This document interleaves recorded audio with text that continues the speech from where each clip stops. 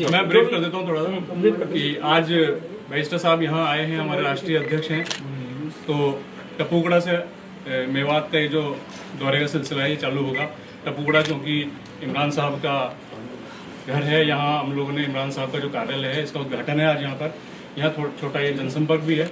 इसके बाद हम यहाँ से किशनगढ़ होते हुए चिकानी जाएंगे, चिकानी से रामगढ़, रामगढ़ से घाटमिका जो एक यहाँ पहाड़ी में जो है जो एक वो केस हुआ है यहाँ पे कल, वहाँ मृतकों के घर बैठेंगे थोड़ी देर। उसके बाद हमारी जो पहाड़ी में जनसभा है वो वहाँ जाएंगे। जनसभा से सीधे हम लोगों का प्रोग्राम जयपुर का है। अब आप लोग कल यहाँ जयपुर से फिर हम लोग जाएंगे टॉक में 2 या 3 जनसंपर्क है, वहाँ जोहर की नमाज भी है जामा मस्जिद में। उसके बाद जनसभा है खेल मैदान में, गांधी खेल मैदान में। उसके बाद सीधे जयपुर होते हुए दिल्ली आएंगे। तो ये 2 दिवसीय टूर है राजस्थान का साहब का। आप लोगों को सवालात करने हैं तो साहब प्लीज कर सकते हैं। सर, राजस्थान में आप पहुंचे, क्या मुद्दे रहेंगे और क्या आगे की तैयारियां हैं? चुनावी संक्रांत आज आपने कर दिया, बताइए। मुद्दे तो जनता के ही मुद्दे, थोड़ा पीछे लेके जूम कर लो, और जनता के ही मुद्दे रहेंगे और उसी पर हम लोग उसका जिक्र करेंगे। जनता की तकालीफ का राजस्थान में जो कांग्रेस सरकार की मिस गवर्नेंस है और साथ ही साथ जो बीजेपी की तरफ से, भाजपा की तरफ से पूरे देश में, राजस्थान में, हरियाणा में, चारों तरफ जो तकालीफ दी जा रही है जनता को, चाहे वो नाम निहाद सो कॉल्ड गौरक्षक हो या फिर कीमतों में इजाफा हो रहा है, ये सब मुद्दे रहेंगे, बुनियादी मुद्दे रहेंगे। चुनावों में आप जो संक्रांत कर चुके हैं, आज पहले ऑफिस का उद्घाटन किया है, चुनावों को लेकर क्या तैयारी रहेंगी, आगे क्या मुद्दे रहेंगे? स्पेशल विशेष से क्या वर्ग विशेष को साथ लेकर चलेंगे या सिर्फ सभी वर्गों को साथ लेकर चलेंगे? नहीं, हम तो कोशिश करेंगे कि पूरे तमाम समाजों को, 32 समाजों को साथ लेकर चले। इसीलिए हमारी पूरी कोशिश चल रही है और इसी पर आगे बढ़ के काम करेंगे। जी, जिस मेवात क्षेत्र से आए हैं, इसमें कई बार बहुत असरी को लेकर कई घटनाएं हो चुकी हैं और बीते दिन भी एक घटना हुई थी। आप बड़े मुखर होकर इसमें बोले थे, लेकिन अब तक कुछ नहीं हुआ। क्या कुछ है इसमें और आप कहाँ मुलाकात करेंगे उनसे?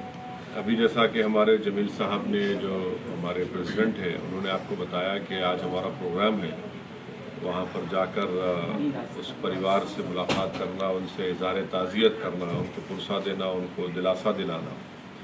हमारे पास तो अल्फाज नहीं है कि कैसे उन ख़ानदान को, उस परिवार को, जो अपने 2 नौजवानों को उन्होंने खो दिया है, हम कोशिश करेंगे उनसे मुलाकात करेंगे। मगर मैं शुरू से कह रहा हूँ कि ये जो वाक़यात और इंसिडेंट्स हो रहे हैं, ये सिर्फ़ और सिर्फ इसलिए हो रहे हैं क्योंकि बीजेपी इन तमाम ऑर्गेनाइजेशंस की मदद करती है, इनको ताकत देती है, और इस ऑर्गेनाइजेशंस की बीजेपी सरपरस्ती करती है।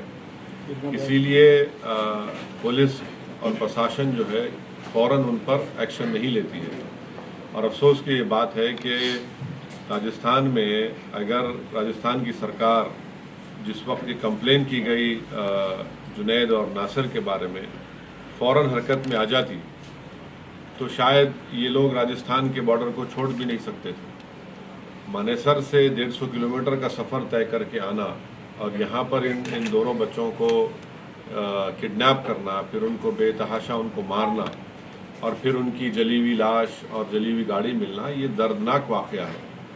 ये सिर्फ मुसलमानों का या मेवात के मेयो मुसलमानों का इशू नहीं है।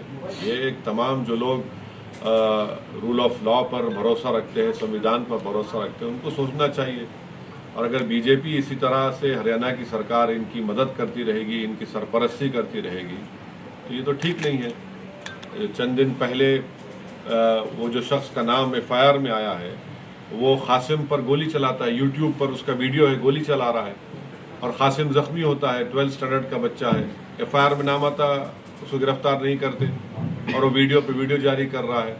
फिर एक वारिस नाम का एक लड़का था, जो 3 लोग गाड़ी में एक्सीडेंट हुई, फेसबुक पर लाइव टेलीकास्ट कर रहा है, वारिस के मुंह से खून बह रहा है। बाद में वारिस की मौत हो जाती है तो पुलिस कहती है एक्सीडेंट में मौत हुई, परिवार कहता है कि नहीं, उसको मारा गया। फेसबुक पर लाइव चलाया गया, वारिस को दिखाया जा रहा है। भाई, कोई इंसान की भी कोई इज्जत होनी चाहिए ना। ये लोग है कौन? क्या ये प्रधानमंत्री बन चुके हैं देश के, या फिर किसी प्रदेश के मुख्यमंत्री हैं, या डीजीपी बन चुके हैं लोग, या डीएम बन चुके हैं कि इनके हाथों में हथियार हैं, अपने हथियारों की फोटो डालते हैं, लाइव टेलीकास्ट फेसबुक पर करते हैं, यूट्यूब पर ये तमाम आतंक को डालते हैं। ये तो सरकार को सोचना चाहिए, सरकारों को। अगर आप इस तरह से ये जो लोग रेडिकलाइज हो चुके हैं, इनको अगर आप नहीं रोकेंगे तो फिर ये तो देश के लिए खतरा बन जाएंगे, और खतरा बन चुके हैं लोग। इस प्रकरण में जिस व्यक्ति का नाम आ रहा है उसने अपने आपका लेना देना नहीं बताया कि संगठन से कोई लेना देना। जिस व्यक्ति का इस एफआईआर में नाम आया है, इस मामले में नाम आया, उसने कहा कि हमारा कुछ लेना देना नहीं, मैं उनको जानता नहीं, इस संबंध इससे मेरा कुछ नहीं। एफआईआर में जब नाम आया है तो राजस्थान की सरकार को, हरियाणा की सरकार को उसको गिरफ्तार करके अपनी कार्रवाई करने की जरूरत है। आप गिरफ्तार क्यों नहीं कर रहे उसको? कासिम के जो गोली मारी गई उसमें उसका नाम है, और उसके फेसबुक पर बड़े बड़े लोगों के साथ तस्वीर हैं, फोटोज हैं। मगर कम से कम गिरफ्तार तो करिए, मालूमात तो हासिल करिए। और ये मैं नहीं कह रहा हूँ, इस्माइल का नाम सुना होगा आपने, जो शायद जुनैद या नासिर के रिश्ते के भाई हैं। उन्होंने कहा है कि ये जख्मी हालत में इन दोनों को पुलिस के पास लेकर गए, पुलिस ने इनकार कर दिया इनको लेने के लिए, तो बाद में मालूम हुआ कि इनकी जली हुई लाशें मिली हैं।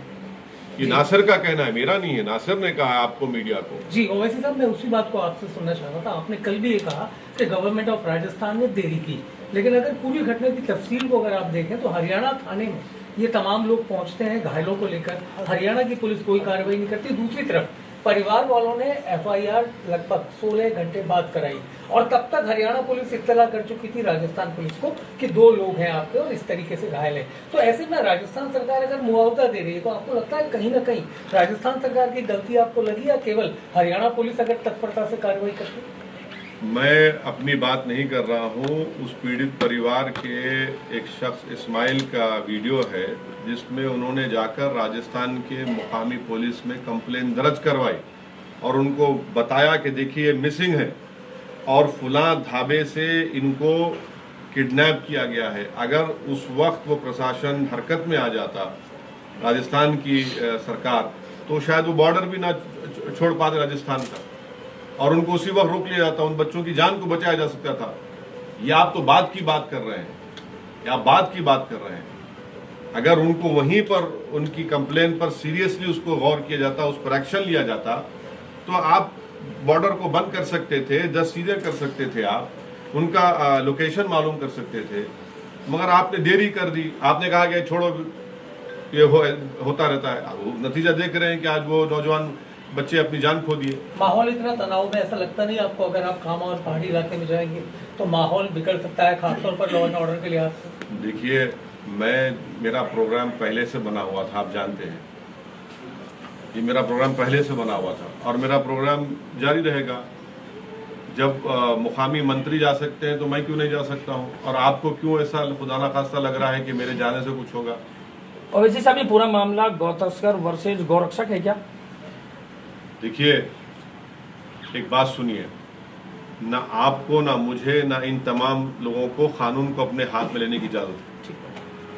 अगर आप इजाजत दे देंगे कि तुम तय करोगे किसको पकड़ना, किसको मारना, किसको छोड़ना, तो फिर आप कोर्ट को बंद कर दीजिए, पुलिस थानों को ताला लगा दीजिए और कहिए कि बेटा आतंक फैलाओ। अगर आप ये चाहते हैं कि रूल ऑफ लॉ से देश चले, संविधान से देश चले, तो प्रशासन को, पुलिस को, कोर्ट को अपना अपना काम करने की इजाजत मिलनी चाहिए, उनको काम करने का मौका मिलना चाहिए। अगर कोई ये तय करेगा कि मैं गुंडा हूं या आप गुंडे हैं, आप तस्करी कर रहे हैं, नहीं कर रहे हैं, तो फिर पुलिस और कोर्ट की हमको जरूरत नहीं रहेगी। फिर हर कोई ये तय कर लेगा कि इसको हम गोली मारेंगे, इसको नहीं मारेंगे, तो देश चलेगा तो संविधान से चलेगा। और क्योंकि जो सरकारें हैं वो डरती है इन लोगों के खिलाफ एक्शन लेने से। ये असल वोट बैंक पॉलिटिक्स है। अभी तक जो सरकार ने मुआवजे का ऐलान किया, आप संतुष्ट हैं या आपको लगता है? देखिए सर, आपकी और मेरी और आपके परिवार वालों की जान की कीमत कोई नहीं लगा सकता, कोई नहीं लगा सकता। अब उस परिवार पर क्या गुजर रही होगी जब वो देख रहे होंगे उनकी जली हुई लाशों को। आप बताइए, अगर मैं आपको बताऊं कि भाई ये जली हुई लाश और पैसे ले लो, तो वो तो बोलेंगे भाई हमको ये चाहिए था, ये जिंदा चाहिए था, इसकी औलाद है, इसके माँ बाप हैं, इसके भाई बहन है। तो ये इस चीज है कि इंसान की जान की भी कीमत कोई होनी चाहिए ना, और जान की कीमत ये कि उसको बचाया जाए। ओवैसी साहब, एक बड़ा सवाल ये भी है कि जो इस प्रकरण में 2 व्यक्तियों का नाम आया है जिनकी डेड बॉडी वहां पे मिली है जली हुई स्थिति में, उनमें से एक पर गौ तस्करी के कई सारे मामले दर्ज हैं। बिल्कुल, तो मार देंगे उसको, आप मार देंगे, आप मुझ पर भी केस चल तो गोली मार देंगे मुझे आप। तो अदालत किस लिए है, पुलिस किस लिए है? आप इस तरह का सवाल करके जस्टिफाई मत करिए इस कत्ल को। नहीं, मतलब मत करिए। मैं आपसे बड़ी इज्जत से कह रहा हूँ, सुनिए, नहीं, मैं आपसे बड़ी इज्जत से कह रहा हूँ कि भारत की पार्लियामेंट में, राजस्थान की विधानसभा में, हरियाणा की विधानसभा में सब पे केसेस चल रहे हैं। तो क्या उनकी जान की कीमत है और उनकी जान की कीमत नहीं है? ऐसा मत करिए, ऐसा मत करिए। आरोपी अगर है तो कोर्ट तय करेगा, ये जालिम लोग, ये टेररिस्ट नहीं तय करेंगे ना। कल एक बात सामने आई थी कि बीजेपी के जो केंद्रीय समिति उसकी तरफ से तमाम सांसदों को और मंत्रियों को ये कहा गया है कि हिंदू राष्ट्र और धार्मिक सहिष्णुता को लेकर कोई बयानबाजी ना करें जिससे कट्टरता फैलती है। क्या मजाक कर रहे हैं? यानी मजाक है ये तो। कर्नाटका में कहते हैं कि टीपू का नाम लेंगे तो मार डालेंगे। मैं टीपू का नाम लेता हूं, मार देंगे क्या? भारत में संविधान में फ्रीडम ऑफ एक्सप्रेशन है नहीं है। दिल्ली में उनका एमपी कहता है कि मुसलमानों का बॉयकॉट करो, कुछ एक्शन नहीं। उनकी भोपाल की एमपी साहिबा कर्नाटक जाकर कहती हैं कि सिर्फ घर में चाकू को तरकारी काटने के लिए इस्तेमाल मत करो, गर्दन काटो। ये धर्म, सो कॉल्ड धर्म संसद में क्या क्या बातें की जाती हैं, ये तय कर रहे ना, पहले इसके बारे में बता दें।